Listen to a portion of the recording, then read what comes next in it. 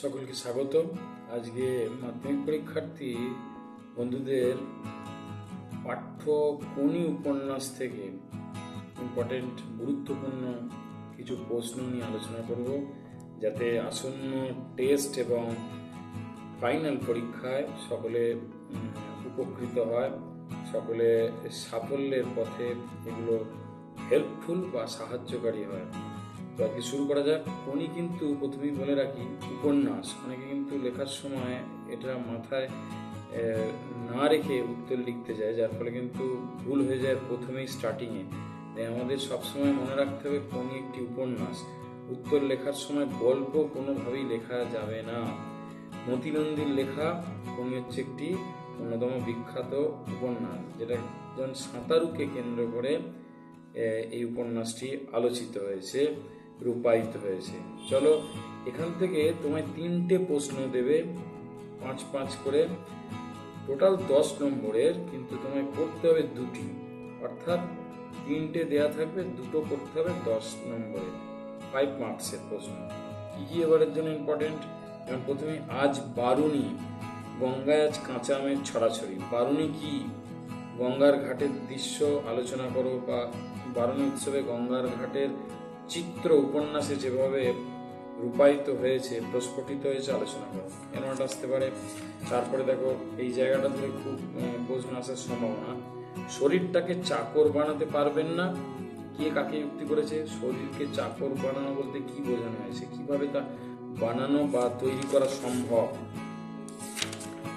এরকম আসবে। আর প্রথম দিকে লীলাবতী বিদ্রোহী হয়েছিল, এই লাইনটা তুলেও প্রশ্ন আসতে হবে। লীলাবতী কে? ক্ষিতীশের সঙ্গে তার কি সম্পর্ক?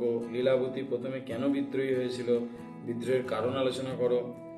তারপরে এবছরের জন্য ইম্পর্টেন্ট, 4 বছরের মধ্যেই প্রজাপতি ডানা মেলে দিয়েছে। প্রজাপতি কি, কিভাবে সে ডানা মেললো আলোচনা করো, বা তার পেছনে লীলাবতীর ভূমিকা কতটা আলোচনা করো, এরকম আসতে পারে।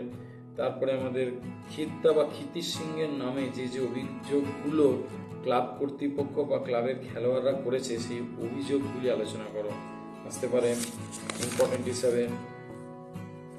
তারপরে দেখো, নেতাজি বালক সংঘের উদ্যোগে 20 ঘন্টা অবিরাম ভ্রমণ প্রতিযোগিতা কোন ক্লাবের উদ্যোগে করা হয়েছিল? এই ভ্রমণ প্রতিযোগিতা সম্পর্কে আলোচনা করো, বা এখানে আমাদের মূল চরিত্র বা নায়িকা চরিত্র কোনির ভূমিকা উল্লেখ করো, আসতে পারে।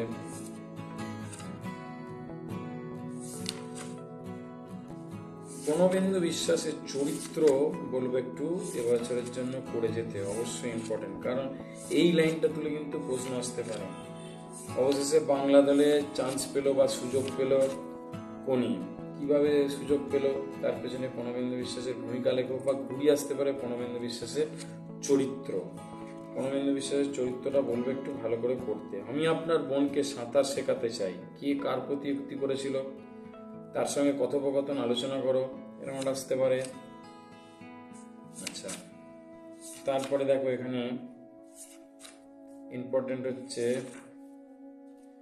আমার ভবিষ্যৎ উক্তিটি কে কাকে বলেছিল, কাকে নিজের ভবিষ্যৎ বলেছিল, যাকে ভবিষ্যৎ বলে উল্লেখ করা হয়েছিল সে কতটা বক্তার ভবিষ্যৎকে উজ্জ্বল করেছিল, প্রসঙ্গ আলোচনা করো,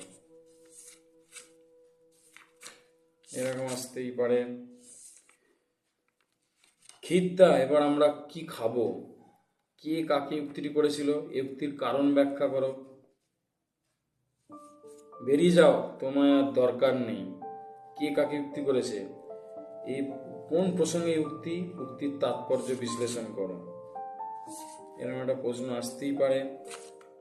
আচ্ছা, এছাড়া ভেরি ভেরি ইম্পর্টেন্ট এবারের জন্য, কোনিকে দারুণ বকবে ভেবেছিল ক্ষিতীশ, কিন্তু সে কিছুই বলেনি। কেন বকবে ভেবেছিল, কিন্তু শেষ মুহূর্তে বকলো না কেন, কারণ আলোচনা করো, বা তার আগের ঘটনা বা প্রসঙ্গ ব্যাখ্যা করো, এরকম। এটা বুকের মধ্যে পুষে রাখো, কোনটা বুকের মধ্যে পুষে রাখার কথা বলতে চেয়েছেন বক্তা, কেন তা পুষে রাখার কথা বলেছেন।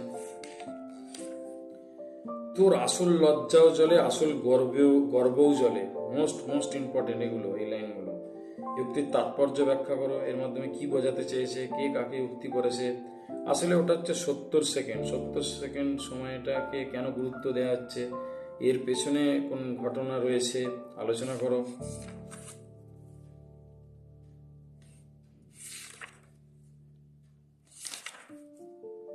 অবশেষে কোনি বাংলা সাঁতার দলে জায়গা পেল, এই লাইনটাও খুব ইম্পর্টেন্ট এবছরের জন্য। এই লাইনটা তুলে প্রশ্ন আসতে পারে যে কিভাবে দলে সুযোগ পেল, এর পেছনে প্রণবেন্দু বিশ্বাসের ভূমিকা কোথায়, তার চরিত্র আলোচনা করো।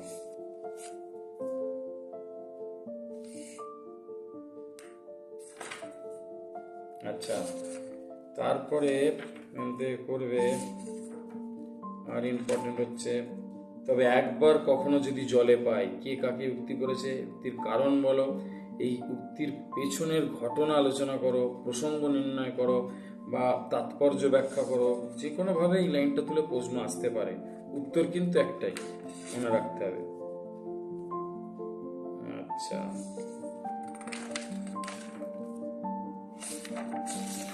তারপরে এখানে আপনারা বসে বসে ভাবুন, তাহলে আমরাই ব্যবস্থা করছি, কে কাদের উদ্দেশ্যে কথা বলছেন, বক্তৃতা করছেন, কি ব্যবস্থা গ্রহণ করেছিলেন, সেটা বাংলা সাঁতার দলের পক্ষে কতটা ইতিবাচক ভূমিকা পালন করেছিল আলোচনা করো।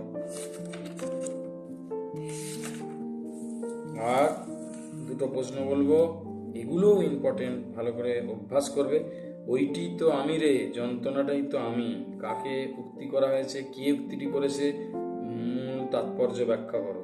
যন্ত্রণা বলতে কি বোঝানোর চেষ্টা করেছেন, সব পারে মানুষ, সব পারে, ফাইট কোনি ফাইট।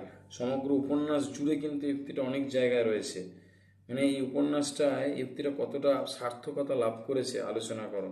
মানুষ সব পারে বলতে উদাহরণ দিয়ে বোঝাও, মানুষের পক্ষে অসাধ্য কিচ্ছু নেই, উপন্যাস অবলম্বনে আলোচনা করো। আর কোন উপন্যাসের একটু নামকরণ দেখে যাবে। এই কটা প্রশ্ন যদি কোনি থেকে এবছরের জন্য তোমরা অভ্যাস করো, অনুশীলন করো, সাফল্য আসবেই। তা বলবো, যদি ভালো লাগে তোমরা লাইক করো, বন্ধুদের মধ্যে বেশি করে শেয়ার করো, যাতে সব বন্ধুই উপকৃত হয়, আর চ্যানেলটিকে সাবস্ক্রাইব করো, আর চ্যানেলের সঙ্গে কবিতার ছন্দের সঙ্গে জুড়ে থাকো।